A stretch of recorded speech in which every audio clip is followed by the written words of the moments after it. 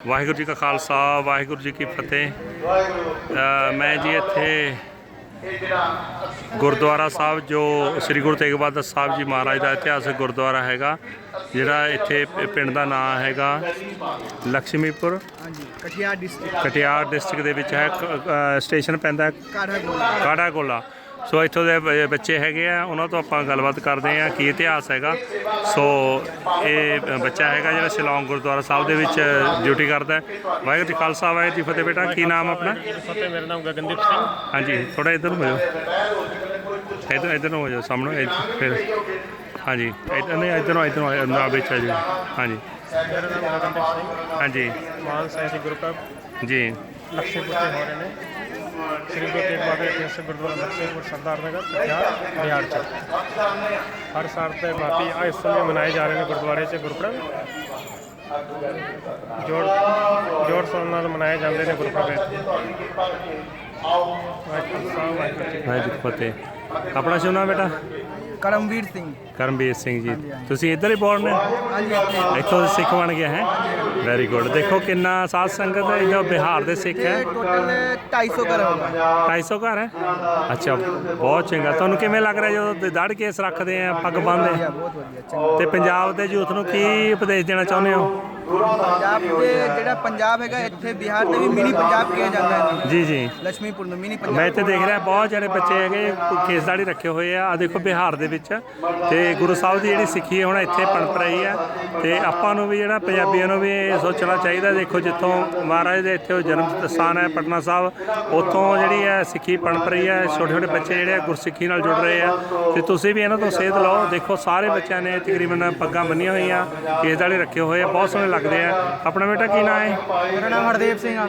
ਹਰਦੇਵ ਸਿੰਘ ਜੀ, ਹਾਂਜੀ। ਤੁਸੀਂ ਕੀ ਕਰਦੇ ਹੋ? ਮੈਂ ਵੀ ਹੁਣੇ ਪੜ੍ਹਾਈ ਕਰਦੇ ਹਾਂ BA 'ਚ। ਅੱਛਾ, ਫਸਟ ਈਅਰ 'ਚ। Very good very good. ਤੇ ਤੁਸੀਂ ਬੇਟਾ ਕੀ ਕਰਦੇ ਹੋ? ਜਸਵਿੰਦਰ ਸਿੰਘ ਸੋਢੀ। ਹਾਂਜੀ, ਫਸਟ ਈਅਰ ਪੜ੍ਹਾਈ। Very good very good. ਆਪ ਜੀ? ਗੁਰਜੀਤ ਸਿੰਘ ਜੀ। अच्छा, की काम करते हो? ਬਾਬਾ ਹੈਗਾ।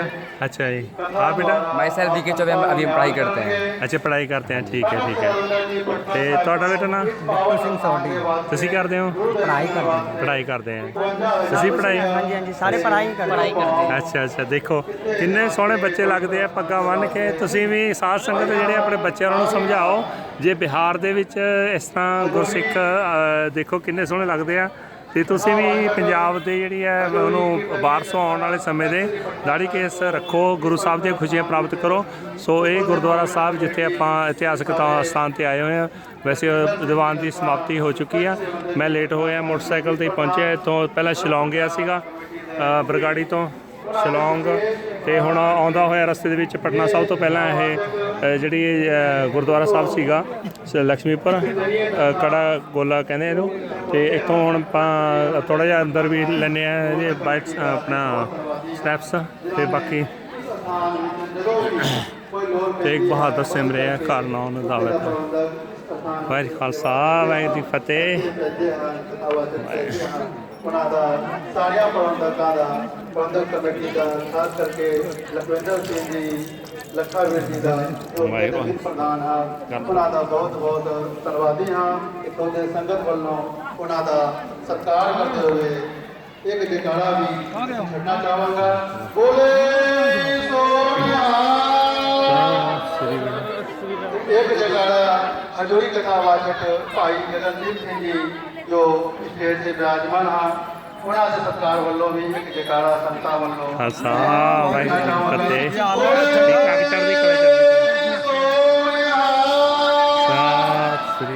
ਸੋ ਆਓ ਕਥਾ ਦੇ ਨਾਲ ਜੁੜੀਏ। ਅੱਧਾ ਘੰਟਾ ਵਾਸਤੇ ਭਾਈ ਗਗਨਦੀਪ ਸਿੰਘ ਜੀ ਹਜ਼ੂਰੀ ਅਜੇ ਕਥਾ ਲੱਗਿਆ ਹੋਣਾ ਪਟਨਾ ਸਾਹਿਬ ਦੇ ਜਪਜੀ ਸਿੰਘ ਜਿਹੜੇ ਕਥਾਵਾਚਕ। ਗੁਰੂ ਜੀ ਦੀ ਪ੍ਰਾਰਥਨਾ ਕਰੀਏ।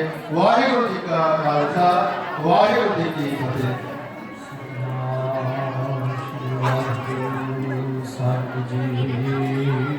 ਪੂਰਾ ਚੜ੍ਹਨੀ गुर की महिमा क्या कहा, गुर विवेक सब सर।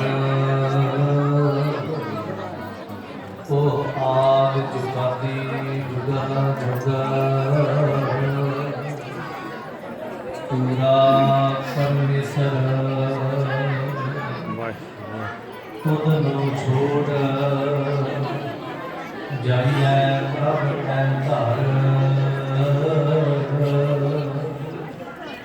ਆਨ ਨਾ ਪਿਆ ਤੇਰੀ ਸੰਸਰ ਤੁਧਨੂੰ ਛੋੜ ਜਾਈਐ ਪ੍ਰਭ ਕੈ ਧਰ ਆਨ ਨਾ ਪਿਆ ਤੇਰੀ ਸੰਸਰ ਕਿਰਪਾਲੂ ਦਿਆਲੂ ਸਰਬ ਕਲਾ ਸਮਰੱਥ ਗਰੀਬ ਨਵਾਜ਼ ਸ਼ਹਿਨਸ਼ਾਹ ਪਾਤਸ਼ਾਹ ਧੰਨ ਹਜ਼ੂਰ ਸ੍ਰੀ ਗੁਰੂ ਗ੍ਰੰਥ ਸਾਹਿਬ ਅਕਾਲ ਪੁਰਖ ਪਾਤਸ਼ਾਹ ਦੇ ਪਾਵਨ ਰੂਪ ਧੰਨ ਸਤਿਗੁਰੂ ਗੁਰੂ ਤੇਗ ਬਹਾਦਰ ਮਹਾਰਾਜ ਸਾਹਿਬ ਜੀ ਦੀ ਪ੍ਰਸਤੁਤੀ ਦਾ ਸਾਡੀ ਸ਼ਹਾਦਤ ਨੂੰ ਕਰਾਉਂਦੇ ਆ ਇਹਨਾਂ ਸੋਹਣੇ ਪ੍ਰਾਰੰਭ ਕੀਤੇ ਹੋਏ ਸਮਾਗਮਾਂ ਅੰਦਰ ਗੁਰੂ ਕੀ ਗੋਦ ਸਰ ਬੈਠੇ ਗੁਰੂ ਸਵਾਰੇ ਖਾਲਸਾ ਜੀਓ ਆਓ ਸਾਹਿਬ ਦੀਆਂ ਕਰਤੇ ਦੀਆਂ ਬਾਤਾਂ ਕਰਨ ਦਾ ਯਤਨ ਕਰਕੇ ਅਰਦਾਸ ਕਰੋ ਮਾਲਕ ਸਾਹਿਬ ਜੀ ਅਸੀਂ ਕਲਯੁਗੀ ਜੀਵ ਵਾਸ਼ਨਾ ਵਿੱਚ ਗਰਸੇ ਪੁੰਨਿਆਂ ਦੀ ਦੁਨੀਆ ਵਿੱਚ ਬੱਝੇ ਹਾਂ ਤਰਸ ਕਰਿਓ ਮਨ ਬਿਰਤੀਆਂ ਸੁਰਤ ਇੰਦਰੀਆਂ ਦੀ ਇਕਾਗਰਤਾ ਬਖਸ਼ੋ ਪ੍ਰੇਮ ਭਾਵਨਾ ਪ੍ਰਤੀਤ ਦੀ ਦਾਤ ਦਿਓ ਕੁਝ ਕਹਿਣ ਸੁਣਨ ਦਾ ਨਾਮ ਬਖਸ਼ਿਸ਼ ਕਰੋ ਆਓ ਜਿਤਨੇ ਵੀ ਸੰਗੀਤ ਸੰਗਤ ਕਰ ਰਹੇ ਹੋ ਗੁਰਪਤੀ ਦੀ ਸਾਥ ਕਰਵਾਓ ਜੀ ਵਾਹਿਗੁਰੂ ਜੀ ਕਾ ਖਾਲਸਾ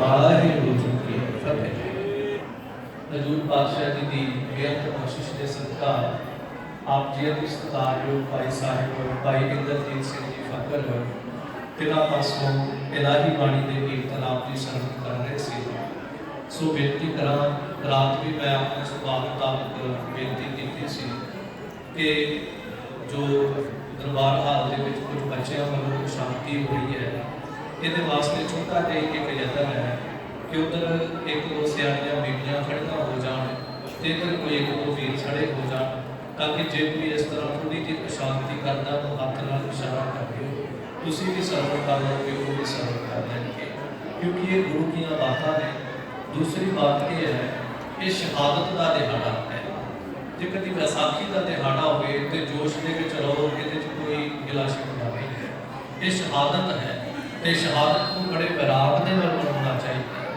ਸ਼ਹਾਦਤ ਨੂੰ ਅੰਦਰਲੇ ਪ੍ਰੇਮ ਭਾਵਨਾ ਅਕੀਦੇ ਸ਼ਿੱਦਤ ਸ਼ਰਧਾ ਨਾਲ ਮਨਾਉਣਾ ਚਾਹੀਦਾ ਗੁਰੂ ਦੇ ਇਤਿਹਾਸ ਨੂੰ ਜਿੰਨਾ ਟਿਕ ਕੇ ਸੁਣੋਗੇ ਮਹਿਸੂਸ ਕਰੋਗੇ ਤਾਂ ਕਿਤੇ ਨਾ ਕਿਤੇ ਗੁਰੂ ਸਾਡੇ ਤੇ ਤਰਸ ਕਰ ਦੇਗਾ ਭਾਵੇਂ ਉਸ ਇਤਿਹਾਸ ਨੂੰ ਦੇਖਿਆ ਨਹੀਂ ਪਰ ਗੁਰੂ ਕੀ ਝਲਕ ਜ਼ਰੂਰ ਸਾਨੂੰ ਮਿਲ ਜਾਏਗੀ ਸੋ ਭਾਈ ਸਾਹਿਬ ਦੀ ਬਾਣੀ ਦੇ ਸ਼ਬਦ ਆਪ ਨਾਲ ਗਾਇਨ ਕਰ ਰਹੇ ਸੀ ਜਾਂ ਤੂੰ ਮੇਰਾ ਮਨ ਹੈ ਤਾਂ ਕਿਆ ਮੋਹ ਛੱਡਦਾ ਕਿ ਇਹ ਮਾਲਕ ਜੇ ਤੂੰ ਸਾਡੇ ਵੱਲ ਹੋ ਗਿਆ ਤੇ ਸਾਨੂੰ ਕਿਸੇ ਦੀ ਮੋਹ ਛੰਦਗੀ ਨਹੀਂ ਰਹਿ ਜਾਂਦੀ ਸਾਨੂੰ ਕਿਸੇ ਦਰਦ ਦੀ ਮੁਤਾਜਗੀ ਨਹੀਂ ਰਹਿ ਜਾਂਦੀ ਸਾਨੂੰ ਕਿਸੇ ਦਰਦ ਤੇ ਝੋਲੀ ਕੱਢਣ ਦੀ ਲੋੜ ਨਹੀਂ ਪੈ ਜਾਂਦੀ ਕਿਉਂ ਕਿਉਂਕਿ ਤੂੰ ਸਮਰਾਟ ਗੁਰੂ ਸਾਡੇ ਪੱਖ ਵਿੱਚ ਆ ਖੜਾ ਹੋ ਗਿਆ ਸੋ ਇਤਿਹਾਸ ਦਾ ਵਰਣਨ ਆਪ ਜੀ ਦੇ ਨਾਲ ਗੁਰੂਆਂ ਨੇ ਕੀਤਾ ਹੈ ਰਾਤ ਨੂੰ ਥੋੜਾ ਜਿਹਾ ਜ਼ਿਕਰ ਹੋਇਆ ਸੀ ਜੋ ਸੰਗਤ ਰਾਤ ਆਈ ਸੀ ਧੰਨ ਗੁਰੂ ਤੇਗ ਬਹਾਦਰ ਮਹਾਰਾਜ ਜੀ ਦੇ ਪਿਆਰ ਵਾਲੇ ਤਿੰਨ ਸਿੱਖ ਜਿਨ੍ਹਾਂ ਦੇ ਵਿੱਚ ਭਾਈ ਮਤੀ ਦਾਸ ਜੀ ਹਜ਼ੂਰ ਪਾਤਸ਼ਾਹ ਜੀ ਦੇ ਸਮਕਸ਼ ਜਦੋਂ ਸ਼ਹਾਦਤ ਲੈਣ ਲੱਗਦੇ ਨੇ ਇਤਿਹਾਸ ਦੇ ਪੰਨੇ ਕਹਿੰਦੇ ਨੇ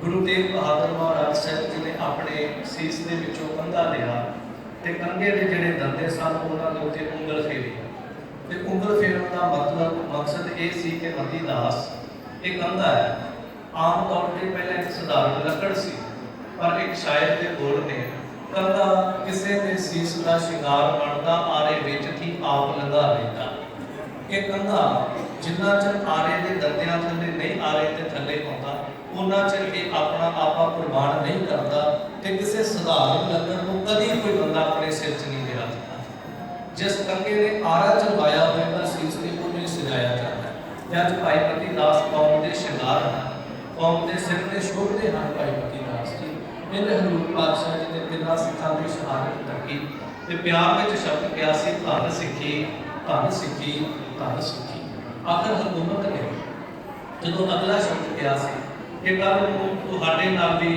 ਜੋ ਫਤਵਾ ਜਾਰੀ ਕਰਾਂਗੇ ਉਹ ਸਜ਼ਾ ਤੁਹਾਨੂੰ ਮਿਲੇਗੀ ਇਤਿਹਾਸ ਕਹਿੰਦਾ ਪਾਤਸ਼ਾਹ ਜੀ ਅੱਜ ਜਦੋਂ ਰਾਤ ਬਤੀਤ ਹੋਈ ਤਾਂ ਹੁਣ ਪਹਿਲਾਂ ਵੀ ਰਾਤਾਂ ਗੁਜ਼ਰੀਆਂ ਨੇ ਪਰ ਪਹਿਲਾਂ ਪਾਤਸ਼ਾਹ ਜੀ ਦੇ ਸਿੱਖ ਜਿਹੜੇ ਨੇ ਮਹਾਰਾਜ ਜੀ ਦੇ ਕੋਲ ਨੇ ਅੱਜ ਪਾਤਸ਼ਾਹ ਜੀ ਜਦੋਂ ਰਾਤ ਬਤੀਤ ਕਰਦੇ ਕੋਈ ਵੀ ਸਿੱਖ ਕੋਲ ਨਹੀਂ ਹੈ ਉਹ ਪੁਰਾਣਾ ਤੋਂ ਪਿਆਰੇ ਸਿੱਖ ਜਿਹੜੇ ਉਹਨਾਂ ਦੀ ਹਜ਼ੂਰ ਗੁਰੂ ਤੇਗ ਬਹਾਦਰ ਮਹਾਰਾਜ ਹੈ ਉਸੇ ਪਿੰਜਰੇ ਦੇ ਵਿੱਚ ਪਰ ਬੜੇ ਇਕਾਂਤ ਦੇ ਵਿੱਚ ਆਪਣੇ ਉਹਨਾਂ ਪਿਆਰਿਆਂ ਦੀ ਯਾਦ ਦੇ ਵਿੱਚ ਕੀਤੇ। ਕਿਉਂ? ਕਿਉਂਕਿ ਉਹ ਗੁਰੂ ਨਾਲ ਅਥਾਹ ਪ੍ਰੇਮ ਕਰਦੇ ਨੇ। ਕਈ ਦਫਾ ਕਹਿੰਦਾ ਕਿ ਸਿੱਖਾ ਜੇ ਤੂੰ ਗੁਰੂ ਦੀ ਯਾਦ ਵਿੱਚ ਜੁੜਦਾ ਨਾ ਤੇ ਯਾਦ ਰੱਖੀ ਗੁਰੂ ਵੀ ਕਿਤੇ ਨਾ ਕਿਤੇ ਤੇਰੀ ਯਾਦ ਵਿੱਚ ਜੁੜਦਾ ਹੈ। ਇਹ ਨਹੀਂ ਕਦੀ ਕਹਿ ਸਕਦੇ ਕਿ ਬੱਚਾ ਪਿਓ ਨੂੰ ਯਾਦ ਕਰਦਾ ਹੈ ਤੇ ਪਿਓ ਨਹੀਂ ਬੱਚੇ ਨੂੰ ਯਾਦ ਕਰਦਾ ਹੋਵੇਗਾ।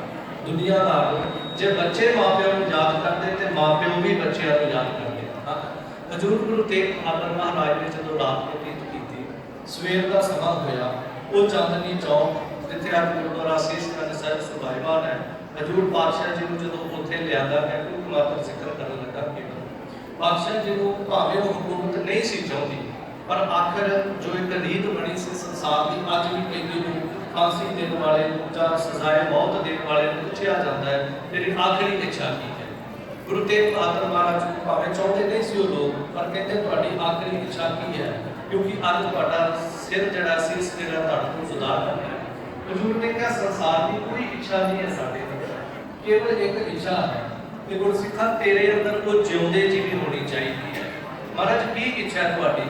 ਸਭ ਕਹਿੰਦੇ ਇੱਕ ਤਾਂ ਜਨਾਬ ਕਰਨਾ, ਦੂਸਰਾ ਬਾਣੀ ਪੜ੍ਹਨਾ। ਅਸੀਂ ਜਿਉਂਦੇ ਜੀ ਬਾਣੀ ਪੜ੍ਹਨ ਲਈ ਤਿਆਰ ਨਹੀਂ, ਅਸੀਂ ਸੁੱਖ ਦੇ ਵਿੱਚ ਬਾਣੀ ਪੜ੍ਹਨ ਲਈ ਤਿਆਰ ਨਹੀਂ। ਤੇ ਮੈਂ ਰਾਤ ਵਿੱਚ ਜ਼ਿਕਰ ਕੀਤਾ ਸੀ ਭਾਈ ਮਤੀ ਦਾਸ ਸਾਹਿਬ ਜੀ ਦੇ ਪੜ੍ਹਥਾ ਇਤਿਹਾਸ ਕਹਿੰਦਾ ਹੈ ਸਰੀਰ ਦੋ ਫਾੜ ਹੋ ਗਿਆ, ਦੋਨੋਂ ਕੰਨ ਤੇ ਜਪਜੀ ਖੜਾ ਹੈ। ਉਹ ਦੋਨੋਂ ਦੋ ਫਾੜ ਸਰੀਰ ਜਿਹੜੇ ਤੋਂ ਜਪਜੀ ਦੀ ਬਾਣੀ ਪੜ੍ਹਦੇ। ਗੁਰੂ ਤੇਗ ਬਹਾਦਰ ਮਹਾਰਾਜ ਜੀ ਨੇ ਇਸ਼ਨਾਨ ਕੀਤਾ। ਅੱਜ ਵੀ ਗੁਰੂ ਜਿਹੜਾ ਸੁਭਾਈਵਾਨ ਹੈ, ਪਾਤਸ਼ਾਹ ਜੀ ਨੇ ਉਹੀ ਵਸਤਰ ਜਿਹੜੇ ਸਾਨੂੰ ਦੁਬਾਰਾ ਪਹਿਨੇ ਚੌਂਕ ਦੇ ਵਿੱਚ ਬੈਠੇ ਨੇ। ਸਾਰੀ ਕਾਇਨਾਤ ਢੰਡੋਰਾ ਪਿੱਟਿਆ ਗਿਆ, ਬੜੇ ਲੋਕ ਜਿਹੜੇ ਨੇ ਉੱਥੇ ਆਣ ਇਕੱਠੇ ਹੋਏ। ਅੱਜ ਹਜ਼ੂਰ ਪਾਤਸ਼ਾਹ ਕਹਿੰਦੇ ਮੈਂ ਬਾਣੀ ਪੜਾਂਗਾ, ਜਦੋਂ ਮੈਂ ਬਾਣੀ ਪੜ੍ਹ ਕੇ ਅਕਾਲ ਪੁਰਖ ਦੇ ਅੱਗੇ ਸੀਸ ਝੁਕਾਵਾਂਗਾ ਤੁਸੀਂ ਆਪਣੀ ਕਾਰਵਾਈ ਜਿਹੜੀ ਉਹ ਕਰਦੇ ਨੇ। ਤੇ ਜਦੋਂ ਪਾਤਸ਼ਾਹ ਜੀ ਕਹਿੰਦੇ ਨਾ ਮੈਂ ਬਾਣੀ ਦੇ ਨਾਲ ਮਨ ਤਿੱਖਾ ਕਰਦਾ, ਮਨ ਘੜਦਾ, ਤੇ ਜਲਾਲ ਕਹਿੰਦਾ ਵੀ ਮੈਂ ਜਿਹੜੀ ਤਲਵਾਰ ਹੈ ਇਹਨੂੰ ਤੇ ਪੱਥਰ ਤੇ ਰਗੜ ਕੇ ਤਿੱਖੀ ਕਰਾਂਗਾ, ਤੁਸੀਂ ਬਾਣੀ ਨਾਲ ਮਨ ਕਿਵੇਂ ਤਿੱਖਾ ਕਰੋਗੇ। ਉੱਥੇ ਇੱਕ ਸ਼ਾਇਰ ਨੇ ਬੜੇ ਸੋਹਣੇ ਬੋਲ ਲਿਖੇ, ਕਹਿੰਦਾ ਗੁਰੂ ਤੇਗ ਬਹਾਦਰ ਮਹਾਰਾਜ ਕਹਿਣ ਲੱਗੇ ਮੈਂ ਹਾਂ ਤੇਗ ਤੇ ਕੱਢ ਲੈ ਤੇਗ ਤੂੰ ਵੀ, ਇੱਕ ਦੋ ਨਹੀਂ ਪਰਖ ਲੈ 100 ਤੇਗਾ। ਕਿਉਂਕਿ ਉਹਨਾਂ ਨੂੰ ਤਾਂ ਇਹ ਸ਼ਬਦ ਕਹਿ ਸਕਦੇ ਜਦੋਂ ਤੁਸੀਂ ਇਤਿਹਾਸ ਦੇ ਪੰਨੇ ਕਦੀ ਫਰੋਲੋਗੇ ਨਾ। ਉਹ ਜਲਾਦ ਕਹਿੰਦਾ ਸੀ ਕਿ ਗੁਰੂ ਤੇਗ ਬਹਾਦਰ ਮਹਾਰਾਜ ਮੈਂ ਖਾਨਦਾਨੀ ਜਲਾਦ ਹਾਂ, ਦਰੋਗਾ ਕਹਿੰਦਾ ਸੀ ਮੈਂ ਖਾਨਦਾਨੀ ਦਰੋਗਾ ਹਾਂ, ਉੱਥੇ ਜਿਲਦ ਕਹਿੰਦਾ ਸੀ ਮੈਂ ਖਾਨਦਾਨੀ ਜਿਲਦ ਹਾਂ, ਕਾਜੀ ਕਹਿੰਦਾ ਮੈਂ ਖਾਨਦਾਨੀ ਕਾਜੀ ਹਾਂ। ਤੇ ਗੁਰੂ ਤੇਗ ਬਹਾਦਰ ਮਹਾਰਾਜ ਕਹਿੰਦੇ ਜੇ ਤੂੰ ਖਾਨਦਾਨੀ ਕਾਜੀ ਹੈ, ਤੂੰ ਖਾਨਦਾਨੀ ਦਰੋਗਾ ਹੈ, ਤੂੰ ਖਾਨਦਾਨੀ ਜਲਾਦ ਹੈ, ਤੇ ਯਾਦ ਰੱਖੀ ਮੈਂ ਵੀ ਖਾਨਦਾਨੀ ਸ਼ਹੀਦ ਹਾਂ। ਬੋਲੇ ਸੋਨਿਆ ਇਹ ਬਲਟੇਗਾ ਕਿ ਤੁਹਾਡੇ ਖਾਨਦਾਨ ਦੇ ਵਿੱਚੋਂ ਅੱਜ ਤੋਂ ਜਲਾਦੀ ਖਤਮ ਹੋ ਜਾਏਗੀ। ਕਿਉਂਕਿ ਜਦੋਂ ਬਾਬਾ ਬੰਦਾ ਸਿੰਘ ਬਹਾਦਰ ਨੇ ਫਤਿਹ ਕੀਤਾ ਸਰਹੰਦ ਨੂੰ, ਇਹ ਜਲਾਦ ਦੇ ਨਾਲ ਦੋ ਹੋਰ ਜਲਾਦ ਜਿਹੜੇ ਸ਼ਾਸਨ ਵੇਗ ਬਾਸਲ ਵੇ ਇਹ ਖਤਮ ਹੋ ਗਏ ਸੀਗੇ। ਤੁਹਾਡੇ ਕਾਜੀ ਤੁਹਾਡੀ ਕੁੱਲ ਦੇ ਵਿੱਚੋਂ ਕਾਜੀ ਪੂਰਾ ਖਤਮ ਹੋ ਜੂ, ਤੁਹਾਡੇ ਘਰ ਦੇ ਵਿੱਚੋਂ ਦਰੋਗਾ ਖਤਮ ਹੋ ਜੂ, ਪਰ ਸਾਡੇ ਘਰ ਦੇ ਵਿੱਚੋਂ ਸ਼ਹਾਦਤਾਂ ਨਹੀਂ ਜੇ ਖਤਮ ਹੋਣਗੀਆਂ। ਹਜ਼ੂਰ ਗੁਰੂ ਤੇਗ ਬਹਾਦਰ ਮਹਾਰਾਜ ਕਹਿੰਦੇ ਮੈਂ ਹਾਂ ਤੇਗ ਤੇ ਕੱਢ ਲੈ ਤੇਗ ਤੂੰ ਵੀ, ਇੱਕ ਦੋ ਨਹੀਂ ਪਰਖ ਲੈ 100 ਤੇਗਾ। ਕਿਉਂ? ਕਿਉਂਕਿ ਮੈਨੂੰ ਲਕਬ ਹੈ ਤੇਗ ਬਹਾਦਰੀ ਦਾ, ਮੈਨੇ ਸਾਹਮਣੇ ਨਹੀਂ ਸਕਦਾ ਹੋ ਤੇਗਾ। ਮੈਂ ਤਾਂ ਜੰਮਦਿਆਂ ਤੇਗਾ ਦੀ ਸ਼ਾਹ ਮਾੜੀ, ਮੇਰੇ ਪਿਤਾ ਨੇ ਪਹਿਨੀਆਂ ਦੋ ਤੇਗਾ। ਕਿ ਗੁਰੂ ਹਰਗੋਬਿੰਦ ਮਹਾਰਾਜ ਨੇ ਮੇਰੀ ਤੇ ਮੇਰੀ ਦੀਆਂ ਦੋ ਤਲਵਾਰਾਂ ਪਹਿਨੀਆਂ। ਸਭ ਕਹਿੰਦੇ ਮੇਰੇ ਪਿਤਾ ਨੇ ਪਹਿਨੀਆਂ ਦੋ ਤੇਗਾ, ਮੇਰੇ ਪਿਤਾ ਦੀ ਤੇਗ ਬਹਾਦਰੀ ਅੱਗੇ ਉਹਦੇ ਸਾਹਮਣੇ ਨੇ ਸੱਟੀਆਂ ਤੁਹਾਡੀਆਂ ਖਲੋ ਤੇਗਾ। ਵੇਖਿਓ ਆਉਣ ਵਾਲੇ ਸਮੇਂ ਅੰਦਰ ਮੇਰੇ ਪੁੱਤਰ ਨੇ ਵਾਹੁਣੀਆਂ ਹੋ ਤੇਗਾ, ਉਹਦੀ ਮਿਆਨ ਚੋਂ ਐਸੀ ਤੇਗ ਨਿਕਲੋ ਲੱਖਾਂ ਲੈਣਗੀਆਂ ਤੁਹਾਡੀਆਂ ਖੋ ਤੇਗਾ। ਹਜ਼ੂਰ ਗੁਰੂ ਤੇਗ ਬਹਾਦਰ ਮਹਾਰਾਜ ਨੇ ਬਾਣੀ ਪੜ੍ਹੀ। ਅੱਜ ਸਾਰਾ ਵਾਤਾਵਰਨ ਸ਼ਾਂਤ ਹੈ। ਇਹ ਵੱਖਰੀ ਗੱਲ ਹੈ ਅਸੀਂ ਸ਼ਾਂਤ ਨਹੀਂ ਹੁੰਦੇ, ਪਰ ਉਸ ਵਕਤ ਜੋ ਬਾਣੀ ਨੂੰ ਪ੍ਰੇਮ ਕਰਨ ਵਾਲੇ ਸੀ ਇਤਿਹਾਸ ਵਿੱਚੋਂ ਸਾਰੇ ਸ਼ਾਂਤ ਖੜੇ ਨੇ। ਕੇਵਲ ਉਸ ਭਰੀ ਭੀੜ ਦੇ ਵਿੱਚ ਸਾਹਮਣੇ ਇੱਕ ਚੌਂਕੜਾ ਮਾਰ ਕੇ ਸਰੀਰ ਬੈਠਾ ਜਿਸ ਦੀ ਜ਼ੁਬਾਨ ਤੋਂ ਕੇਵਲ ਬਾਣੀ ਗੂੰਜਦੀ ਹੈ, ਬਾਕੀ ਸਾਰਾ ਵਾਤਾਵਰਨ ਜਿਹੜਾ ਸ਼ਾਂਤ ਹੈ। ਤੇ ਮੈਂ ਕਹਿੰਦਾ ਉਹ ਕੈਸੇ ਭਾਗਾਂ ਵਾਲੇ ਲੋਕ ਹੋਣਗੇ ਜਿਨ੍ਹਾਂ ਨੇ ਗੁਰੂ ਤੇਗ ਬਹਾਦਰ ਮਹਾਰਾਜ ਦੀ ਰਸਨਾ ਤੋਂ ਜਪਜੀ ਸਾਹਿਬ ਦੀ ਬਾਣੀ ਸਾਧਨ ਕੀਤੀ ਹੋਈ ਹੈ। ਤੇ ਜਦੋਂ ਹਜ਼ੂਰ ਪਾਤਸ਼ਾਹ ਜੀ ਨੇ ਅਖੀਰਲੇ ਮੁਬਾਰਕ ਬਚਨ ਪੜ੍ਹੇ, ਜਿਨੀ ਨਾਮ ਤੇ ਆਇਆ ਗਏ ਮਸਕ ਕਾਲ, ਨਾਮ ਤੇ ਮੁਖ ਉਜਲੇ ਕੀਤੀ ਸ਼ੁਕਰੀ ਨਾਲ। ਅਕਾਲ ਪੁਰਖ ਦੇ ਸ਼ੁਕਰਾਨੇ ਵਿੱਚ ਪਾਤਸ਼ਾਹ ਜੀ ਨੇ ਜਦੋਂ ਸੀਸ ਝੁਕਾਇਆ ਤੇ ਉਸ ਵੀਰ ਜਲਾਦ ਦੀ ਜਿਹੜਾ ਸੀ ਉੱਥੇ ਦਾ ਜਿਹੜਾ ਜਲਾਦ ਸੀ ਉਹਨੇ ਉਸੇ ਵੇਲੇ ਪਾਤਸ਼ਾਹ ਜੀ ਦੀ ਉਸ ਮੁਬਾਰਕ ਸੀਸ ਦੇ ਉੱਤੇ ਵਾਰ ਕੀਤਾ। ਆਪ ਜੀ ਦੇ ਹੱਥ ਜਪਦੇ ਹੋ। ਜਦੋਂ ਵਾਰ ਕੀਤਾ ਪਾਤਸ਼ਾਹ ਜੀ ਦਾ ਸੀਸ ਚਲਾਓ ਧੜ ਤੋਂ ਜੁਦਾ ਹੋਇਆ। ਹੁਣ ਕਾਇਨਾਤ ਦੇ ਅੰਦਰ ਹਨੇਰੀ ਝੁੱਲਦੀ ਹੈ, ਪਤਾ ਨਹੀਂ ਅੱਜ ਕੁਦਰਤ ਨੇ ਕੈਸਾ ਰੂਪ ਧਾਰਨ ਕੀਤਾ। ਆਸਮਾਨ 'ਚ ਪਹਿਲਾਂ ਕੋਈ ਬੱਦਲ ਨਹੀਂ ਹੈ, ਕਿਸੇ ਤਰ੍ਹਾਂ ਦਾ ਕੋਈ ਮਾਹੌਲ ਨਹੀਂ, ਪਰ ਇੱਕ ਪਾਸੇ ਕਾਲੀਆਂ ਘਟਾ ਚੜ੍ਹ ਆਉਂਦੀਆਂ ਨੇ, ਹਨੇਰੀ ਹੈ, ਮਿੱਟੀ ਜਿਹੜੀ ਆ ਉੱਡਦੀ ਪਈ ਹੈ।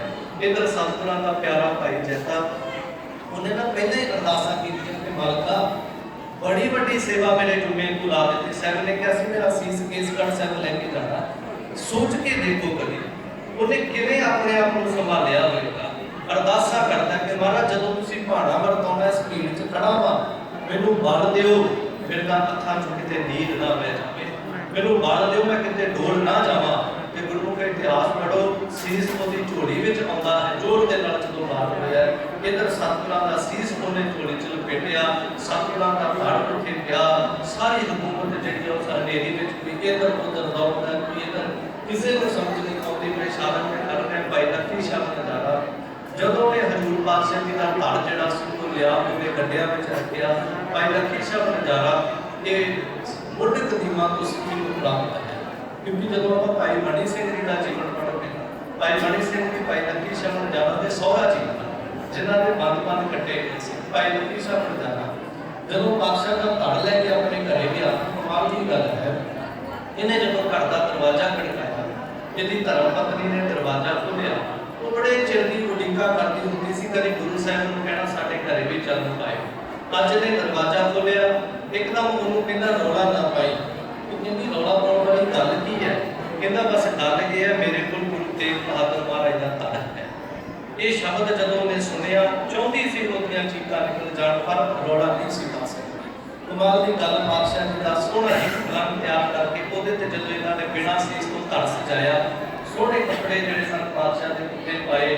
ਆਖਿਰ ਸਾਰੀ ਸਮੱਗਰੀ ਜਿਹੜੀ ਉਹ ਪਾਈ ਗਈ, ਕਿਉਂਕਿ ਸੰਸਕਾਰ ਕਰਨਾ, ਪਰ ਸੰਸਕਾਰ ਇੰਝ ਕਰ ਨਹੀਂ ਸਕਦੇ। ਸਕੀਮ ਬਣਾਈ ਗਈ ਕਿ ਧੜ ਨੂੰ ਅੱਗ ਲਾ ਦਿੱਤੀ ਜਾਵੇ। ਥੋੜਾ ਜਿਹਾ ਜ਼ਿਕਰ ਕਰਾਂ, ਜਦੋਂ ਇਹਨਾਂ ਨੇ ਘਰ ਨੂੰ ਅੱਗ ਲਾ ਕੇ ਬਾਹਰ ਹੋਏ ਨਾ, ਲੱਖੀ ਸ਼ਬਦ ਨਜ਼ਾਰਾ, ਇਹਦਾ ਪਰਿਵਾਰ, ਇਹਦੀ ਧਰਮ ਪਤਨੀ, ਇਹਦੇ ਘਰ ਨੂੰ ਅੱਗ ਲੱਗਦੀ ਦੇਖ ਕੇ ਜਿਵੇਂ ਆਪਾਂ ਲੋਕ ਇਕੱਠੇ ਹੋ ਜਾਂਦੇ ਆ, ਉੱਥੇ ਕਾਜੀ ਆਇਆ, ਕਹਿੰਦਾ ਤੇਰੇ ਘਰ ਨੂੰ ਅੱਗ ਲੱਗੀ, ਕਿਤੇ ਤੇਰੇ ਘਰ ਦੇ ਵਿੱਚ ਕੁਰਾਨ ਤੇ ਨਹੀਂ ਪਿਆ ਹੋਇਆ?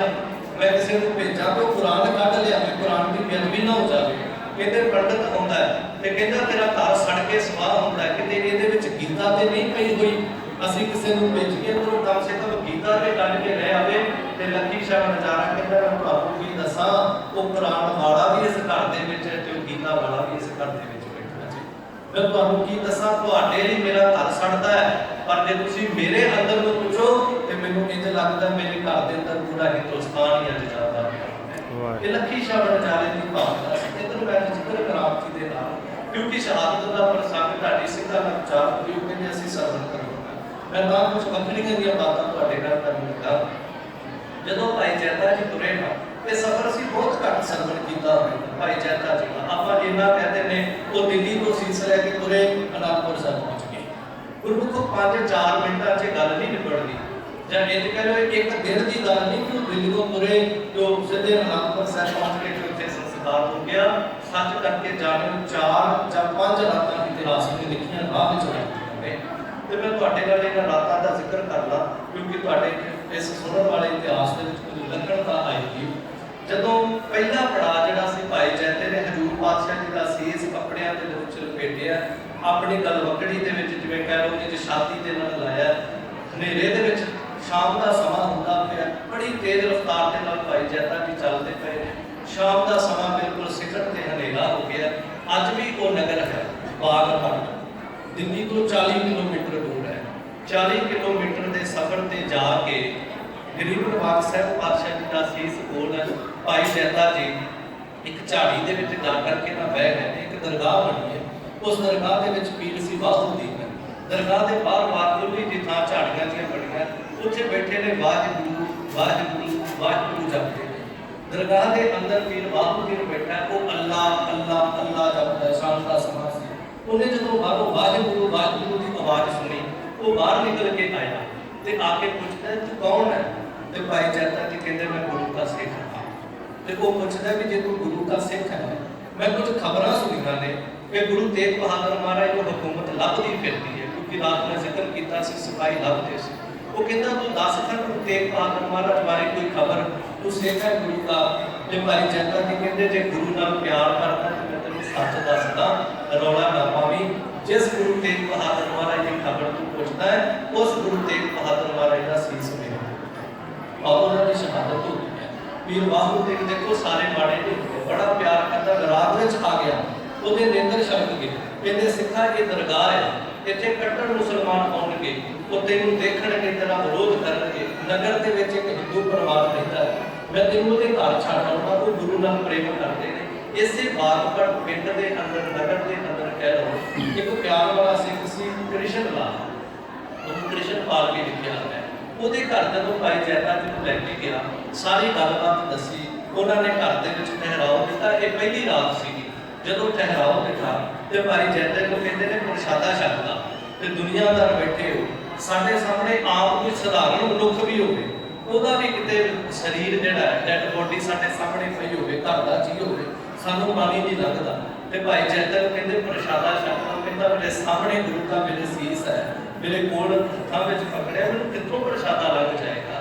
ਰਾਤ ਜਿਹੜੀ ਕਿਸੇ ਤਰ੍ਹਾਂ ਬਤੀਤ ਕੀਤੀ, ਪਹਿਲੀ ਰਾਤ ਬਾਗਪਟ ਦੇ ਵਿੱਚ ਬਤੀਤ ਹੋਈ।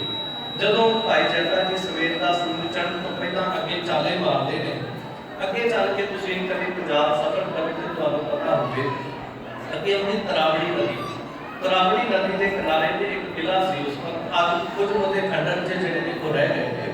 ਉਸ ਕਿਲੇ ਦੇ ਨਾਲ ਇੱਕ ਛੱਪੜੀ ਹੈ, ਉਸ ਛੱਪੜੀ ਦੇ ਉੱਤੇ ਇੱਕ ਧੋਬੀ ਜਿਹੜਾ ਉਹ ਕੱਪੜੇ ਧੋ ਰਿਹਾ ਹੈ ਤੇ ਅੱਜ ਕੁਦਰਤੀ ਉਹ ਲੇਟ ਹੋ ਗਿਆ। ਇੱਥੇ ਵੀ ਸ਼ਾਮ ਦਾ ਸਮਾਂ ਸੀ, ਛੱਪੜੀ ਦਾ ਕਿਨਾਰਾ ਸੀ, ਝਾੜੀਆਂ ਸੀ ਤੇ ਭਾਈ ਜੈਤਾ ਜੀ ਉਸ ਝਾੜੀਆਂ ਦੇ ਵਿੱਚ ਛੁਪ ਕੇ ਬੈਠੇ ਨੇ, ਵਾਹਿਗੁਰੂ ਵਾਹਿਗੁਰੂ ਵਾਹਿਗੁਰੂ ਜਪਦੇ ਨੇ। ਉਹ ਧੋਬੀ ਦੇ ਕੰਨਾਂ 'ਚ ਆਵਾਜ਼ ਪਈ ਕਿ ਕੋਈ ਵਾਹਿਗੁਰੂ ਵਾਹਿਗੁਰੂ ਜਪਦਾ ਹੈ। ਉਹਦੀ ਆਵਾਜ਼ ਵੀ ਜਿਹੜੀ ਬੜੀ ਸਹਿਮੀ ਹੋਈ ਹੈ, ਉਸ ਆਵਾਜ਼ ਦੀ ਸੇਧ ਲੈ ਕੇ ਉੱਥੇ ਗਿਆ। ਇੱਕਦਮ ਕਹਿੰਦਾ ਭਲਿਆ ਤੂੰ ਕੌਣ ਹੈ? ਤੇ ਭਾਈ ਜੈਤਾ ਨੇ ਸ਼ਬਦ ਕਿਹਾ ਮੈਂ ਗੁਰੂ ਦਾ ਸਿੱਖ ਹਾਂ, ਕਿਉਂਕਿ ਸਿੱਖ ਕਦੀ ਆਪਣੀ ਪਹਿਚਾਣ ਨਹੀਂ ਸੀ ਛੁਪਾਉਂਦਾ। ਕਹਿੰਦਾ ਮੈਂ ਗੁਰੂ ਦਾ ਸਿੱਖ ਹਾਂ। ਤੇ ਧੋਬੀ ਉਹਦਾ ਨਾਂ ਸੀ ਦੇਵਾ ਰਾਮ। ਕਹਿੰਦਾ ਪਿੰਡ ਵਿੱਚ ਸਿੱਖ ਦਾ ਘਰ ਹੋਵੇ ਤੇ ਗੁਰੂ ਦਾ ਸਿੱਖ ਝਾੜੀਆਂ ਵਿੱਚ ਬੈਠਾ ਹੋਵੇ, ਤੂੰ ਮੇਰੇ ਘਰ ਜਾ। ਕਿਉਂਕਿ ਗੁਰੂ ਗੋਬਿੰਦ ਸਿੰਘ ਜੀ ਤੇ ਬਹਾਦਰ ਮਹਾਰਾਜ ਨੂੰ ਪਿਆਰ ਬੜਾ ਕਰਦਾ ਸੀ। ਕਹਿੰਦਾ ਮੈਂ ਸਿੱਖ ਹਾਂ, ਤੂੰ ਮੇਰੇ ਘਰ ਚੱਲ।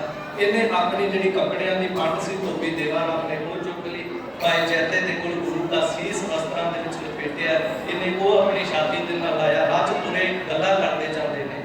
ਕਹਿੰਦਾ ਤੂੰ ਗੁਰੂ ਦਾ ਸਿੱਖ ਹੈ।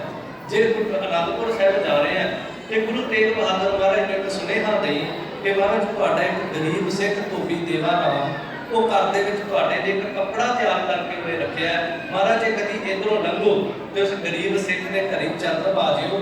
ਮੈਂ ਵੀ ਇੱਕ ਵਾਰ ਬੇਨਤੀ ਕਰਕੇ ਆਇਆ ਸੀ, ਪਾਤਸ਼ਾਹ ਨੇ ਕਿਹਾ ਸੀ ਤੇਰੇ ਘਰ ਜ਼ਰੂਰ ਆਵਾਂਗੇ ਤੇ ਸ਼ਾਇਦ ਸਮਾਂ ਨਹੀਂ ਮਿਲਿਆ, ਇਸ ਕਰਕੇ ਮਹਾਰਾਜ ਨੂੰ ਯਾਦ ਕਰਾਈ। ਮਹਾਰਾਜ ਕੱਪੜਾ ਲੈ ਕੇ ਬੈਠਾ, ਕਦੀ ਇਧਰੋਂ ਲੰਘੋਗੇ ਤੇ ਉਹਦੇ ਤੋਂ ਕੱਪੜਾ ਲੈ ਜਾਇਓ, ਭੇਟਾ ਹੈ ਤੁਹਾਡੀ। ਮਨ ਦੇ ਵਿੱਚ ਭਾਈ ਜੈਤਾ ਸ਼ੁਕਰ ਕਰਦਾ ਕਿ ਮਾਲਕਾ ਤੂੰ ਕੈਸੀਆਂ ਵਿਧੀਆਂ ਬਣਾ ਰਿਹਾ। ਜਦੋਂ ਘਰੇ ਗਏ ਨਾ, ਉਹ ਧੋਬੀ ਨੇ ਆਪਣੀ ਗੱਠੜੀ ਪੰਡ ਜਿਹੜੀ ਸੁਲਾ ਕੇ ਰੱਖਤੀ ਕੱਪੜਿਆਂ ਦੀ। ਭਾਈ ਜੈਤੇ ਨੂੰ ਕਹਿੰਦੇ ਨੇ ਬਹਿ ਜਾ, ਪਰ ਬਹਿੰਦਾ ਨਹੀਂ ਪਿਆ। ਉਹਨੂੰ ਕਹਿੰਦੇ ਆ ਕੀ ਤੇਰੇ ਹੱਥਾਂ ਵਿੱਚ ਫੜਿਆ, ਕਿਉਂ ਤੂੰ ਇਹਨਾਂ ਆਪਣੇ ਸੀਨੇ ਨਾਲ ਲਾ ਕੇ ਰੱਖਦਾ ਪਿਆ, ਐਸਾ ਇਹਦੇ 'ਚ ਕੀ ਕੋਈ ਕੀਮਤੀ ਖਜ਼ਾਨਾ ਹੈ? ਤਾਂ ਭਾਈ ਜੈਤਾ ਕਹਿੰਦਾ ਇਹਦੇ 'ਚ ਉਹ ਕੀਮਤੀ ਖਜ਼ਾਨਾ ਹੈ ਜਿਹੜਾ ਮੈਂ ਆਪਣੀ ਜਿੰਦ ਮਾਰ ਕੇ ਨਹੀਂ ਕਿਸੇ ਨੂੰ ਦੇ ਸਕਦਾ। ਇਹਦੇ 'ਚ ਉਹ ਕੀਮਤੀ ਖਜ਼ਾਨਾ ਹੈ ਜੋ ਮਾਤਾ ਨਾਨਕੀ ਦਾ ਕੀਮਤੀ ਖਜ਼ਾਨਾ ਹੈ। ਇਹਦੇ 'ਚ ਉਹ ਖਜ਼ਾਨਾ ਜੋ ਬਾਲ ਗੋਬਿੰਦ ਰਾਏ ਦਾ ਕੀਮਤੀ ਖਜ਼ਾਨਾ ਹੈ। ਇਹਦੇ 'ਚ ਸਾਡੇ ਮਾਤਾ ਗੁਜਰੀ ਦਾ ਕੀਮਤੀ ਖਜ਼ਾਨਾ ਹੈ। ਮੈਂ ਕਿਸੇ ਨੂੰ ਦੇ ਨਹੀਂ ਸਕਦਾ, ਮੈਂ ਥੱਲੇ ਹੀ ਰੱਖ ਸਕਦਾ। ਤੇ ਉੱਥੇ ਉਹ ਵਿਦੇਵਾ ਜਦੋਂ ਜਿੱਦ ਕਰਦਾ ਨਾ ਤੇ ਭਾਈ ਜੈਤਾ ਬੜੇ ਪਿਆਰ ਵਿੱਚ ਆ ਕੇ ਕਹਿੰਦਾ ਲਿਆ ਫਿਰ ਤੂੰ ਜਿਹੜਾ ਗੁਰੂ ਵਾਸਤੇ ਕੱਪੜਾ ਵਸਤਰ ਤਿਆਰ ਕੀਤਾ ਉਹ ਲਿਆ ਤੇ ਇੱਥੇ ਵਿਛਾ। ਕਹਿੰਦੇ ਉਹਨੇ ਸਾਹਮਣੇ ਪਲੰਗ ਦੇ ਉੱਤੇ ਵਸਤਰ ਵਿਛਾਇਆ ਤੇ ਭਾਈ ਜੈਤਾ ਜੀ ਨੇ ਗੁਰੂ ਦਾ ਸੀਸ ਜਿਹੜਾ ਸੀ ਉਸ ਪਲੰਗ ਦੇ ਉੱਤੇ ਰੱਖਿਆ। ਪਹਿਲਾਂ ਇੱਕ ਗੰਢ ਖੋਲੀ, ਕਾਫੀ ਕੱਪੜਿਆਂ 'ਚ ਲਪੇਟਿਆ ਹੈ ਕਿਉਂਕਿ ਕਿਤੇ ਖੂਨ ਬਾਹਰ ਨਾ ਦਿਸੇ। ਇੱਕ ਗੰਢ ਖੋਲੀ, ਕੱਪੜਾ ਖੋਲਿਆ ਗਿਆ। ਦੂਜੀ ਗੰਢ ਖੋਲ ਕੇ ਕੱਪੜਾ ਖੋਲਿਆ ਗਿਆ। ਜਦੋਂ ਤੀਜੀ ਗੰਢ ਖੋਲੀ, ਤੀਜੇ ਕੱਪੜੇ ਨੂੰ ਥੋੜਾ ਖੂਨ ਲੱਗਾ। ਧੋਬੀ ਦੇਵਾ ਰਾਮ ਨੂੰ ਪੁੱਛਦਾ ਆਖਰ ਇਹ ਮਾਜਰਾ ਕੀ ਹੈ, ਘਟਨਾ ਕੀ ਹੈ? ਇੰਨੀ ਦੇਰ ਨੂੰ ਭਾਈ ਜੈਤੇ ਨੇ ਤੀਜਾ ਵੀ ਕੱਪੜਾ ਚੋਂ ਹਟਾਇਆ। ਗੁਰੂ ਨੂੰ ਮਹਿਸੂਸ ਕਰਿਓ ਕਦੀ ਧੰਨ ਗੁਰੂ ਤੇਗ ਬਹਾਦਰ ਮਹਾਰਾਜ ਜੀ ਦਾ ਉਹ ਇਲਾਹੀ ਮੁਖੜਾ, ਉਹ ਨੂਰੋਂ ਨੂਰ ਚਿਹਰਾ ਜਿਹੜਾ ਸੀ ਉਹਦੇ ਦੀਦਾਰ ਹੋਏ ਤੇ ਧੋਬੀ ਦੇਵਾ ਰਾਮ ਨੂੰ ਤਾਨਾ ਵੀ ਕੀਤਾ। ਕਹਿੰਦਾ ਮੈਂ ਗੁਰੂ ਨੂੰ ਕਿਹਾ ਸੀ ਮੇਰੇ ਘਰੇ ਆਵੀਂ, ਪਰ ਮੈਂ ਇਹ ਨਹੀਂ ਸੀ ਕਿਹਾ ਸਤਿਗੁਰੂ ਇਸ ਤਰ੍ਹਾਂ ਮੇਰੇ ਘਰੇ ਆਵੀਂ। ਸਾਰੀ ਰਾਤ ਉਹ ਹੁੰਦਾ ਰਿਹਾ ਤੇ ਭਾਈ ਜੈਤੇ ਨੂੰ ਕਹਿੰਦੇ ਪ੍ਰਸ਼ਾਦਾ ਛਕ ਲਓ। ਕਹਿੰਦਾ ਲੰਘਦਾ ਨਹੀਂ ਹੈ। ਤੇ ਭਾਈ ਜੈਤੇ ਨੂੰ ਕਹਿੰਦੇ ਗੁਰਮੁਖਾ ਬੜੀ ਵੱਡੀ ਸੇਵਾ ਕਰਨੀ ਹੈ ਤੂੰ ਅਨੰਦਪੁਰ ਸਾਹਿਬ ਤੱਕ ਜਾਣਾ ਹੈ, ਇੱਕ ਪ੍ਰਸ਼ਾਦਾ ਛਕਣਾ। ਉਹਨੇ ਇੱਕ ਪ੍ਰਸ਼ਾਦਾ ਛਕਿਆ। ਮੈਂ ਜ਼ਿਕਰ ਕਰ ਰਿਹਾ ਇੱਥੇ ਦੂਜੀ ਰਾਤ ਬਤੀਤ ਹੋਈ। ਜਦੋਂ ਸਵੇਰ ਦਾ ਸੂਰਜ ਚੜ੍ਹਨ ਤੋਂ ਪਹਿਲਾਂ ਭਾਈ ਜੈਤਾ ਜੀ ਫਿਰ ਗੁਰੂ ਦਾ ਸੀਸ ਜਿਹੜਾ ਉਸੇ ਤਰ੍ਹਾਂ ਸਜਾ ਕੇ ਸੋਹਣੇ ਕੱਪੜਿਆਂ ਦੇ ਵਿੱਚ ਫਿਰ ਆਪਣੇ ਸੀਨੇ ਤੇ ਲਾ ਕੇ ਜੰਗਲਾਂ ਦੇ ਵਿੱਚੋਂ ਪਿੰਡਾਂ ਦੇ ਰਾਹਾਂ ਦੇ ਵਿੱਚੋਂ ਚੱਲਦੇ ਜਾ ਰਹੇ ਜਦੋਂ ਅੰਬਾਲੇ ਦੇ ਲਾਗੇ ਇੱਧਰ ਪਹੁੰਚਦੇ ਨੇ, ਇੱਥੇ ਫਿਰ ਇੱਕ ਐਸਾ ਪਿਆਰ ਵਾਲਾ ਨਗਰ ਆਉਂਦਾ ਹੈ। ਉਸ ਨਗਰ ਦੇ ਬਾਹਰ ਦਾ ਇੱਕ ਨਹਿਰ ਸੀ। ਉਸ ਨਹਿਰ ਦੇ ਕੋਲ ਇੱਕ ਰੁੱਖ ਸੀ, ਉੱਥੇ ਇੱਕ ਅਸਥਾਨ ਬਣਿਆ। ਉਸ ਰੁੱਖ ਦੇ ਵਿੱਚ ਜਿਵੇਂ ਕੋਈ ਸੁੱਕੇ ਰੁੱਖ ਹੁੰਦੇ ਉਹਨਾਂ 'ਚ ਥੋੜੀ ਜਿਹੀ ਜਗ੍ਹਾ ਬਣੀ ਹੁੰਦੀ ਹੈ। ਉਸ ਰੁੱਖ ਦੇ ਵਿੱਚ ਪਾਤਸ਼ਾਹ ਜੀ ਦਾ ਸੀਸ ਥੋੜੀ ਦੇਰ ਰੱਖ ਕੇ, ਕਿਉਂਕਿ ਸਰੀਰ ਥੱਕ ਚੁੱਕਾ ਹੈ, ਇੱਧਰੋਂ ਸੂਰਜ ਢਲ ਚੁੱਕਾ ਹੈ, ਨਗਰ ਦੇ ਵਿੱਚ ਆਸੇ-ਪਾਸੇ ਗਏ ਵੀ ਮੈਂ ਪਤਾ ਕਰਾਂ ਇੱਥੇ ਕੋਈ ਸਿੱਖ ਦਾ ਘਰ ਹੈ। ਉਹ ਖਬਰ ਮਿਲੀ ਇਸ ਨਗਰ ਦੇ ਵਿੱਚ ਇੱਕ ਰਾਮਦੇਵ ਨਾਮ ਦਾ ਹਿੰਦੂ ਸਿੱਖ ਰਹਿੰਦਾ। ਭਾਈ ਜੈਤਾ ਜੀ ਨੇ ਫਿਰ ਸੀਸ ਲਿਆ, ਉਹਦੇ ਘਰ ਗਏ ਤੇ ਜਦੋਂ ਉਹਦੇ ਘਰ ਦਾ ਦਰਵਾਜ਼ਾ ਖੜਕਾਇਆ, ਉਹਨੂੰ ਕਹਿੰਦੇ ਸਿੱਖਾ ਮੈਂ ਗੁਰੂ ਨਾਨਕ ਦਾ ਸਿੱਖ ਗੁਰੂ ਤੇਗ ਬਹਾਦਰ ਮਹਾਰਾਜ ਦੇ ਕੋਲ ਰਹਿੰਦਾ, ਮੈਂ ਤੇਰੇ ਘਰ ਦੇ ਵਿੱਚ ਰਾਤ ਬਤੀਤ ਕਰਦੀ ਹੈ। ਤੇ ਭਾਈ ਰਾਮਦੇਵ ਜੀ ਗੁਰੂ ਦਾ ਸਿੱਖ ਸੀ, ਕਹਿੰਦਾ ਸਿੱਖਾ ਜੀ ਆਇਆ ਆ ਸਕਦਾ। ਦਰਵਾਜ਼ਾ ਖੋਲ੍ਹਿਆ ਗਿਆ, ਘਰ ਦੇ ਵਿੱਚ ਜਦੋਂ ਪ੍ਰਵੇਸ਼ ਕਰਦੇ ਨੇ ਫਿਰ ਬਾਤਾਂ ਚੱਲਦੀਆਂ ਨੇ ਕਿ ਤੂੰ ਗੁਰੂ ਤੇਗ ਬਹਾਦਰ ਮਹਾਰਾਜ ਦੇ ਨਾਲ ਰਹਿੰਦਾ ਹੈ, ਗੁਰੂ ਤੇਗ ਬਹਾਦਰ ਮਹਾਰਾਜ ਦੀ ਕੋਈ ਖਬਰ ਦੱਸ।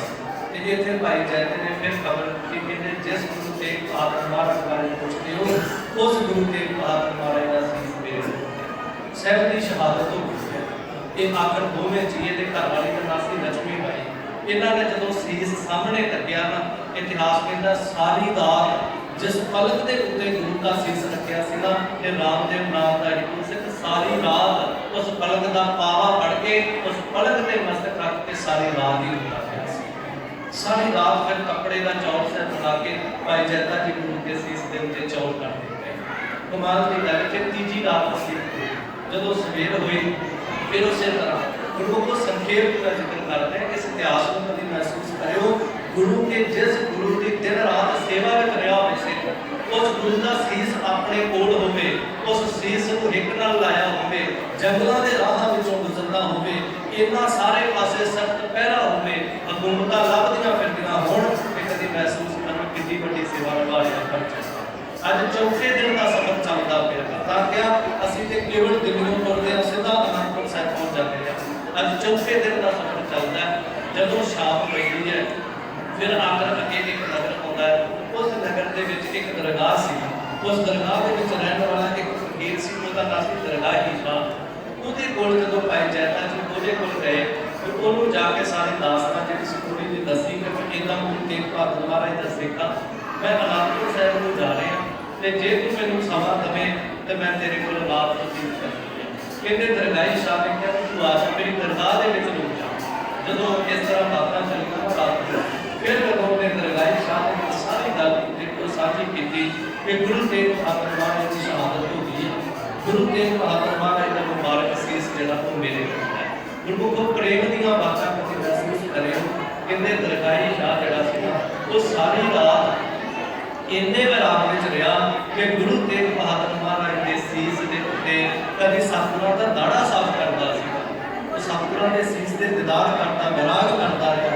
कभी हजूर पातशाह का दाड़ा साफ करे, कभी हजूर पातशाह जी का पावन मस्तक साफ करे, कभी सोहने साफ कपड़े दे नाल हजूर पातशाह का चेहरा साफ करे, कभी पातशाह जी के सीस उत्ते चौल साहब चलाउण लग पे कपड़े का सारी रात विराग करता रहा। सवेर हुई ते भाई जैते सोहना सीस लपेट के झोली च रखिया ते बड़े विराग विच आके दरगाही शाह भाई जैते को विदायगी दिता। जदों सवेर होती है सामने हुण करतारपुर साहिब जिहड़ा बहुत ही दूर नहीं कीर्तपुर साहिब सामने दिसे है। सफर जिहड़ा प्रारंभ किया इधरों जाकर के एक सिख ने खबर दे दी गुरु गोबिंद सिंह महाराज नूं, क्योंकि भाई जैता जी जदों कीर्तपुर साहिब पहुंचे उत्थे विमान साहब स्थान है। मन च क्या सी कि पहले सतगुरु हरराय साहब जी का इत्थे संस्कार शरीर का होगा, शायद गुरु तेग बहादुर महाराज जी का भी इस सीस का संस्कार इत्थे होगा। गुरु गोबिंद सिंह महाराज जी को जो खबर भेजी गई तो थोड़ा जिहा जिक्र कर रहे हैं। पातशाह गुरु गोबिंद सिंह महाराज गोबिंद राय के रूप में देखो जिहड़ा सिख खबर लैके गया होगा महसूस करियो कभी उन्हें किस तरह जाके दस्या होगा, उहदा हिया नहीं पैंदा होना, उहदी हिम्मत नहीं पैंदी होनी कि जाके गुरु गोबिंद सिंह महाराज को कह सके महाराज गोबिंद राय जी ਪਿਤਾ ਸਤਿਗੁਰੂ ਗੁਰੂ ਤੇਗ ਬਹਾਦਰ ਮਹਾਰਾਜ ਦਾ ਕੱਲਾ ਸੀਸ ਆਇਆ ਧਰ ਨਹੀਂ ਆਇਆ, ਕਿਵੇਂ ਸੁਣਾ ਲਵੇ। ਪਰ ਆਖਰ ਹੁਕਮ ਸੀ, ਜਾ ਕੇ ਸਤਿਗੁਰੂ ਗੋਬਿੰਦ ਰਾਏ ਜੀ ਨੂੰ ਜਦੋਂ ਖਬਰ ਦਿੱਤੀ ਨਾ, ਪਾਤਸ਼ਾਹ ਜੀ ਆਪਣੇ ਮਾਤਾ ਜੀ ਦੇ ਸਮੇਤ, ਆਪਣੀ ਦਾਦੀ ਮਾਂ ਦੇ ਸਮੇਤ, ਬੁੱਢੀ ਸਿੱਖਾਂ ਦੇ ਸਮੇਤ ਜਦੋਂ ਸ਼੍ਰੀ ਕੀਰਤਪੁਰ ਸਾਹਿਬ ਆਏ ਤਾਂ ਇਤਿਹਾਸ ਇੱਕ ਬੜੀ ਸੋਹਣੀ ਤਸਵੀਰ ਖਿੱਚਦਾ ਹੈ ਕਿ ਪਾਤਸ਼ਾਹ ਜੀ ਜਦੋਂ ਆਏ ਤੇ ਸਾਰਿਆਂ ਤੋਂ ਪਹਿਲਾਂ ਉਹ ਹੋਰ ਵੀ ਸੰਗਤ ਆਈ ਇਕੱਠੀ ਹੋਈ ਤੇ ਭਾਈ ਜੈਤਾ ਸਾਰਿਆਂ ਤੋਂ ਪਛਾਣ ਸੰਗਤ ਦੇ ਵਿੱਚ ਡੁੱਬਦਾ ਗਿਆ। ਇਹ ਲੁਕਣ ਦਾ ਕਾਰਨ ਕੀ ਸੀ ਕਿ ਮੈਂ ਕਿਵੇਂ ਗੁਰੂ ਗੋਬਿੰਦ ਸਿੰਘ ਗੋਬਿੰਦ ਰਾਏ ਨੂੰ ਜਾ ਕੇ ਕਹਾਂ ਕਿ ਮਹਾਰਾਜ ਮੈਂ ਤੁਹਾਡੇ ਪਿਤਾ ਦਾ ਧਾਰ ਨਹੀਂ ਲਿਆ ਸਕਦਾ, ਮੈਂ ਉਹਦਾ ਸੀਸ ਹੀ ਲੈ ਭਾਵੇਂ ਇੰਨੀ ਵੱਡੀ ਸੇਵਾ ਨਿਭਾਈ ਹੈ, ਪਰ ਫਿਰ ਵੀ ਮਨ ਕਹਿੰਦਾ ਮੈਂ ਕਿਵੇਂ ਗੁਰੂ ਗੋਬਿੰਦ ਸਿੰਘ ਦੇ ਸਾਹਮਣੇ ਹੋ ਜਾ ਗੋਬਿੰਦ ਰਾਏ ਤੇ ਮੈਂ ਕਿਵੇਂ ਗੋਬਿੰਦ ਰਾਏ ਦੇ ਨਾਲ ਸਾਹਮਣੇ ਹੱਥਾਂ 'ਚ ਖਾ ਪਾ ਕੇ ਕਹਾਂ ਕਿ ਮੈਂ ਤੁਹਾਡੇ ਪਿਤਾ ਦਾ ਸੀਸ ਲੈ ਕੇ ਆਇਆ। ਇਹ ਨਹੀਂ ਸੀ ਪਰ ਬਾਦਸ਼ਾਹ ਨੇ ਉੱਚੀ ਆਵਾਜ਼ ਦਿੱਤੀ, ਭਾਈ ਜੈਤਾ ਸਾਹਮਣੇ ਆਉਣਾ।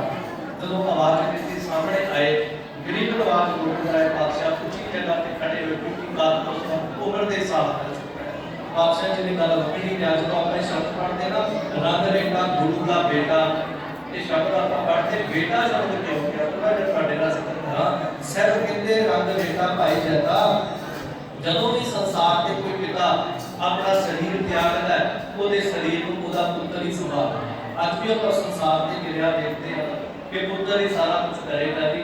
ਸਾਹਿਬ ਕਹਿੰਦੇ ਪਿਤਾ ਨੇ ਸ਼ਹਾਦਤ ਦਿੱਤੀ ਤੇ ਪਿਤਾ ਦੇ ਸੀਸ ਨੂੰ ਤੂੰ ਸੰਭਾਲਿਆ। ਜੇ ਗੁਰੂ ਤੇਗ ਬਹਾਦਰ ਮਹਾਰਾਜ ਦਾ ਮੈਂ ਬੇਟਾ ਹਾਂ ਤੇ ਤੂੰ ਵੀ ਸੇਵਾ ਕਰਨੀ ਨਿਭਾਈ, ਇਸ ਕਰਕੇ ਰੰਗ ਰੇਖਾ ਭਾਈ ਜੈਤਾ ਤੂੰ ਵੀ ਗੁਰੂ ਦਾ ਪੁੱਤਰ ਹੈ। ਇਹ ਸੋਹਣਾ ਸੀ ਜਿਹੜਾ ਸੋਹਣੀ ਪਾਲ ਦੀ ਤਸਵੀਰ। ਜਦੋਂ ਸ਼੍ਰੀ ਅਨੰਦਪੁਰ ਸਾਹਿਬ ਪਹੁੰਚੇ ਹਨ ਤਾਂ ਹਜ਼ੂਰ ਗਰੀਬ ਨਵਾਜ ਪਾਤਸ਼ਾਹ ਜੀ ਦੇ ਸਾਹਮਣੇ ਜਦੋਂ ਇਹ ਸੋਹਣਾ ਸੀਸ ਜਿਹੜਾ ਸੀ ਲਿਆ ਕਰਕੇ ਤੇ ਸੰਸਕਾਰ ਕਰਨਾ ਸੀ, ਕੁਝ ਵੱਖਰੇ ਜਿਹੇ ਪੁਆਇੰਟ ਦਾ ਨਾਲ ਸਾਂਝੇ ਕਰਨਾ। ਜਦੋਂ ਸੰਸਕਾਰ ਦੀ ਗੱਲ ਆਈ, ਜਿਹੜੇ ਅਨੰਦਪੁਰ ਸਾਹਿਬ ਕਦੀ ਜਾਂਦੇ ਹੋ ਧਿਆਨ ਰੱਖਿਆ ਕਰੋ, ਅਸੀਂ ਸਿਰਫ ਕੇਸਗੜ੍ਹ ਸਾਹਿਬ ਤੋਂ ਵਾਪਸ ਆ ਜਾਂਦੇ ਹਾਂ। ਮੈਂ ਰਾਤ ਵੀ ਕਿਹਾ ਸੀ ਅੰਮ੍ਰਿਤਸਰ ਸਾਹਿਬ ਜਾਂਦੇ ਦਰਬਾਰ ਸਾਹਿਬ ਤੋਂ ਵਾਪਸ ਆ ਜਾਂਦੇ ਹਾਂ। ਜਦੋਂ ਤੁਸੀਂ ਅਨੰਦਪੁਰ ਸਾਹਿਬ ਜਾਓ ਜਿੱਥੇ ਗੁਰੂ ਕੇ ਮਹਿਲ ਅਸਥਾਨ ਹੈ, ਉਹਦੇ ਬਿਲਕੁਲ ਸਾਹਮਣੇ ਗੁਰਦੁਆਰਾ ਸੀਸਗੰਜ ਸਾਹਿਬ। ਜਦੋਂ ਮਹਾਰਾਜ ਜੀ ਨੇ ਇੱਥੇ ਸੰਸਕਾਰ ਕਰਨਾ ਤੇ ਮਾਤਾ ਪੁੱਛਦੀ ਲਾਲ ਜੀ ਇੱਥੇ ਕਿਉਂ ਕਰਨਾ ਹੈ, ਤੇ ਦੁਨੀਆਦਾਰ ਨੂੰ ਇਸ ਗੱਲ ਨੂੰ ਸਮਝ ਕੇ ਦੇਖਿਓ। ਗੋਬਿੰਦ ਰਾਏ ਜੀ ਕਹਿੰਦੇ ਮਾਂ मैं जमा घर के बिल्कुल दरवाजे के सामने पिता गुरु के सीस का संस्कार होवे, मैं जदों घरों लगा उदों भी पिता गुरु के दर्शन होण, मैं जदों घरे आवां उदों भी पिता गुरु के दर्शन होण। आप ही पिता के प्रति भाव इहदे सामने संस्कार करता है। जदों भी कदी निकलते सी घर तो सामने गुरु तेग बहादुर महाराज के सीस का नमस्कार करते सी पातशाह। उच्च संस्कार होया। फिर भाई जैते ने जो अगला शब्द किया सी उच्चे कोई सिख नहीं सी खड़ा जिसको एक शब्द आप सुनते हैं जिक्र करा देखो जैसे कहते सानू पातशाह जी ने विलक्षणता दी खालसा पंथ साजिया सब वखरा स्वरूप दिता ਇਹਦੇ ਮਗਰ ਵੀ ਗੁਰੂ ਤੇਗ ਬਹਾਦਰ ਮਹਾਰਾਜ ਦੀ ਸ਼ਹੀਦੀ ਹੈ क्योंकि ये शहादत ना होती